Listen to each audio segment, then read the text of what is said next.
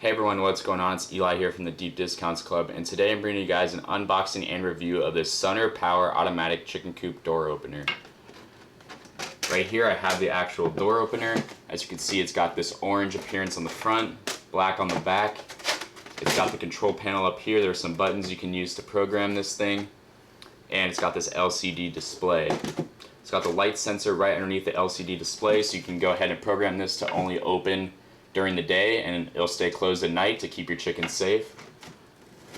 As you can see, it opens kind of like this and it closes like this. On the back you've got this motor that's attached as a wheel, and it's got these little grooves that attach into these cutouts here. That's what allows it to come up and down. Now the nice thing about this door is that if your chickens are underneath it while it's closing, it will go ahead and automatically retract back up to keep your chickens safe.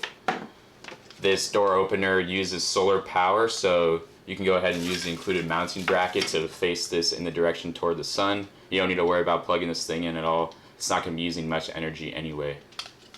It comes with this user manual here, and there's not much to it. It basically tells you how to set it up, what size hole to cut out for this thing, because you'll want to go ahead and mount it using these holes on the side and the included screws.